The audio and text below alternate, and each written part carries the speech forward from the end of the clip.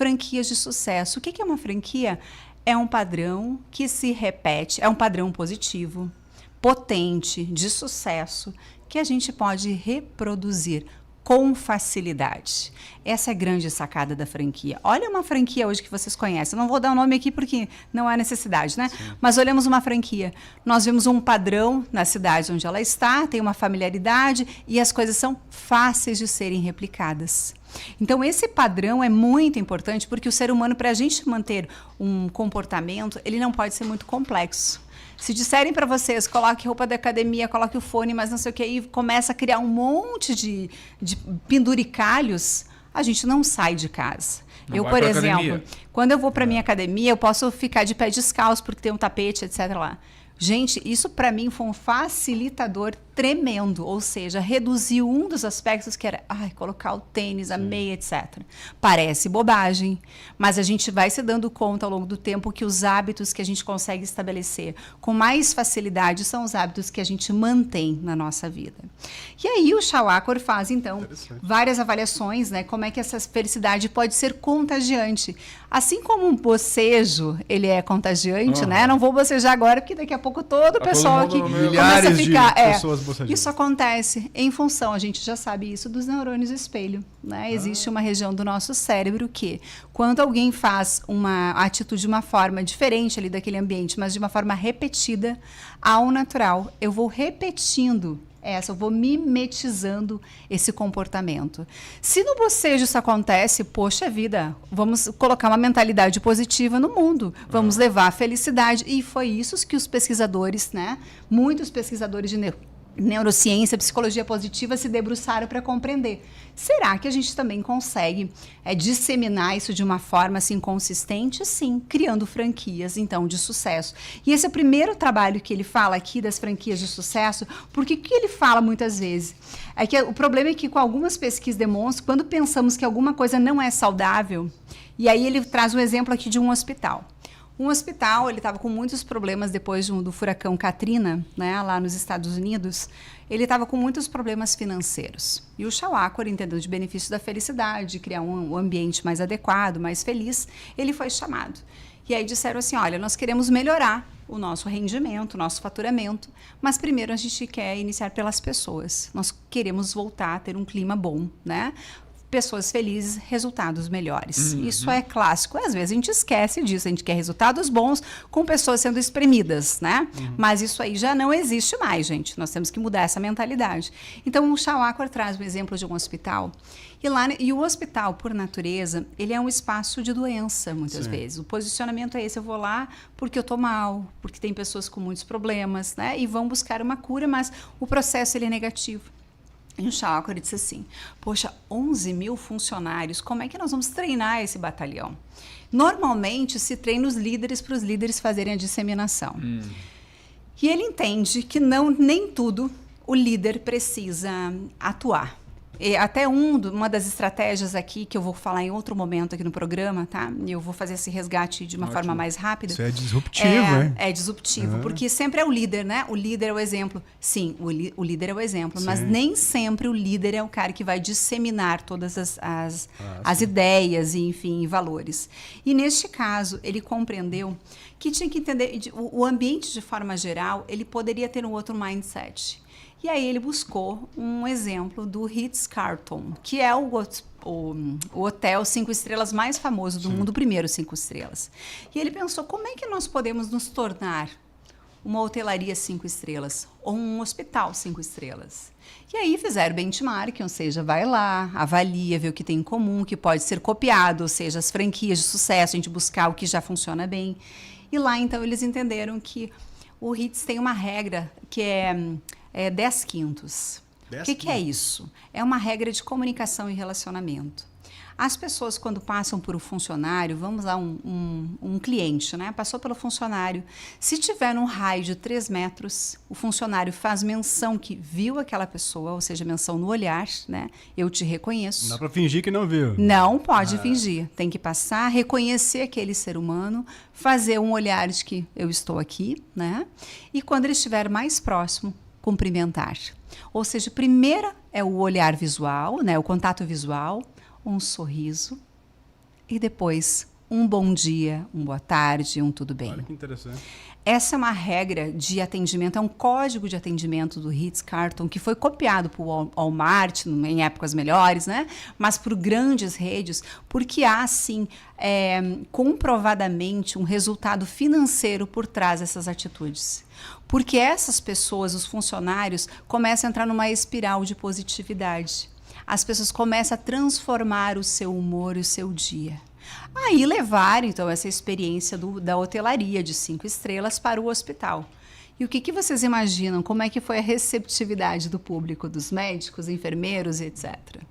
Vocês acham que todo mundo diz, ai, que legal, vamos sorrir. Pessoal sob tensão. Lá. Imagina, como assim sorrir agora? Bom dia. Eu estou falando com vidas, eu estou tratando de coisas importantes. E que é verdade, tudo é verdade. No entanto, eles não acreditaram e foram muito céticos, como é comum a gente ser, num primeiro momento, uma ideia meio disruptiva ou parecia meio boba num primeiro momento. E aí fizeram o treinamento com os 11 mil diretamente, explicando cientificamente do poder do sorriso e do contato visual. E os céticos, inclusive, depois de 6 meses, começaram a perceber que o ambiente estava mudando. E não somente o ambiente, os indicadores de reclamação reduziram em relação ao cliente. O cliente começou a recomendar mais essa rede de hospitais. E mais do que isso, o faturamento daquele hospital naquele ano aumentou em 30 milhões. Olha só. Tudo bem que tenha sido 0,1%, ou que seja 1%, mas para um hospital que fatura bilhões, isso é uma grande diferença. Ou seja, o pequeno gesto da equipe de trabalho, né, em relação aos seus colegas e aos seus clientes, fez com que o ambiente se transformasse numa atmosfera mais positiva, de mais bem-estar, de mais felicidade. E as pessoas começaram a conviver de forma melhor. Inclusive, há um indicador que se fala, das pesquisas que falam das pessoas que sorriem mais e das pessoas que franzem mais a testa. Eu, às vezes, participo do grupo dos que franzem a testa.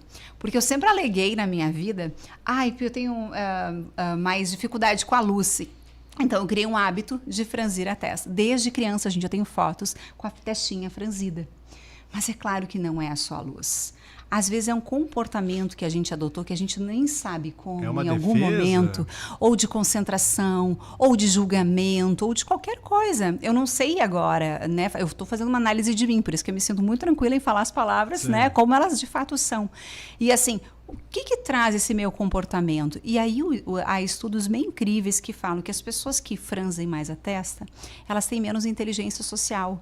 E elas são, de certa forma, menos acessadas pelas outras pessoas. Porque assim, Fernando, se tu tiver com uma cara fechada e feia, tu acha que as pessoas vão querer chegar próximas? Não vão nem dar bom dia. Nem bom dia. Mas, gente, medo. Isso não Ou é... aversão. Isso é tão óbvio. E o óbvio precisa ser pesquisado, claro, e precisa ser dito. E trabalhado. E as pessoas que sorriem, muitas vezes há um estudo que inclusive fala que tu tem mais dificuldade de ficar brabo, enfurecido com alguma pessoa que está sorrindo. Sim, exato. Porque parece que é incoerente. Como assim? Ela não está me fazendo algo ruim, ela eu vou brigar com alguém que com um tá rindo pra aspecto mim. positivo e eu vou brigar? Sou louco, né? Então, assim, gente, eu estou falando aqui de estudos de comportamentos humanos e são contribuições incríveis para a nossa vida. Lembrando que o que esse hospital fez é algo simples. Estabeleceu a regra do sorriso e a segunda regra que eles estabeleceram aqui na ideia dessa franquia de sucesso, coisas que eles querem copiar de outros e que funcionam, né? Que trazem o sucesso e a felicidade. A segunda regra, adivinhem qual é? Uma regra muito difícil também. Muito difícil. Ela é difícil de fazer, mas é muito simples, que é não reclamar. Ai, adorei O princípio número 1 de Dale Carnegie. Não pode reclamar? Não Não pode, mas como assim, gente? Como mas assim? eu tenho que dar uma reclamadinha. Quem não reclama? Quem não reclama? Mas olha só, isso novamente é um hábito. É um hábito que a gente estabeleceu e que a gente também aprendeu com outras pessoas e a gente replica, né? Então vamos lá. O sorriso. É possível a gente sair de casa hoje ou ir no trabalho? Tu que está agora com a testinha franzida. É possível dar uma relaxadinha, coloca o dedo entre os olhos, né? Dá bom dia pro cara do lado agora. Isso, dá bom dia. Olha pro colega. Olha, tem vezes que a gente passa Mesmo pela que rua. tá com o boleto atrasado. Isso. Tá tudo certo. Segue. E vamos bom lá. dia, tia. Gente, vai mudar alguma coisa se eu fechar a cara ou sorrir? O boleto vai ser pago, não vai ser pago? Não vai pagar a porra do boleto, Não vai. né? Inclusive, não vai, né? Então a gente sabe sobre isso, mas é o nosso comportamento que vai, inclusive, talvez vai vir um amigo conversar comigo e eu vou poder falar sobre o meu boleto sem reclamar, mas contando a situação, ele vai dizer: meu, daqui eu pago para ti aqui, depois a gente troca lá por cerveja. Já pensou? Imagina. Né? Tudo pode acontecer. Sim. Mas o que eu quero dizer para vocês, outra regra que estabeleceram é, quem sabe a gente cria áreas de reclamação. E naquela área tu vai lá e reclama. Um momento, reclama, extravasa e ponto. Não permita que aquilo seja uma ladainha, sabe? É uma missa de 2 horas reclamando. E lembrando, tem uma pequena diferença entre reclamação e eu apontar um problema para ser resolvido. Isso é muito diferente. A reclamação o que é uma reclamação? É eu falar de algo de uma forma negativa, né? Que talvez tenha uma situação ruim, mas que não tem solução. Que eu sei que aquilo não vai mudar. É falar para alguém que não pode resolver também. É falar mal do marido que tem aquela característica, o tempo fala mal. Mas, tia, tu tá ali com ele, né? Vocês têm uma relação. Se é a questão da personalidade dele, se ele é, sei lá, distraído, tu fica meio indignado por conta disso, olha, eu acho que tá na hora de tu entender que ele não vai mudar. Muda tu? Muda. Então, essa é a questão mais difícil, né? A gente tem uma sensação, e a criança é assim, né? E esse é um olhar, uma atitude muito infantil que nós temos, é de querer mudar o outro, mas entendendo que, às vezes, a mudança está em nós. Ou melhor, gente, eu vou até mudar essa frase. Eu quero mudar o outro, e todas as vezes a mudança está em mim. Sempre. Todas as vezes. Podendo, uma vez, sugerir uma melhoria, e eu posso. Quando eu dou uma reclamação, e reclamar não é errado se eu quero modificar aquele espaço. Ou troca de marido. Ou troca de marido. Às vezes é simples, né? É mais fácil, às vezes. Às vezes pode ser mais fácil. Ou mesmo, né, em ambientes onde as pessoas estão aqui com ar-condicionado. O ambiente masculino, normalmente, o ar-condicionado é baixo, né? Uma temperatura de 16, 18. Até aqui, parabéns, 24. pessoal, né? Olha, vocês estão de parabéns. Mas vamos lá. Tem ambientes que o ar é super gelado. Ou no cinema que é gelado. As pessoas dizem, ai meu Deus, como é frio. E fica aquela reclamação. Gente, primeiro, a regra do cinema a gente já sabe. O ar sempre é gelado. Então, por favor, leva um casaquinho. Procura um espaço que seja menos gelado. Mas é o hábito de reclamar. A gente sabe que a regra é aquela e a gente quer modificar uma regra que não vai ser modificada. Então, isso a gente não vale a pena a gente gastar energia com coisas que não vão ser modificadas e que nem fazem tanta diferença Muito assim bom. na vida. Então, eu gostaria de lembrar vocês, né, para a franquia de sucesso, para a gente ter essa mentalidade positiva sendo espiralizada e sendo propagada para o mundo, o que a gente pode fazer? 2 hábitos simples. É o distribuir sorrisos, e o sorriso existe a fisiologia dele, ou seja, se os meus músculos forem contraídos, dá uma sensação de bem-estar gerada pela dopamina.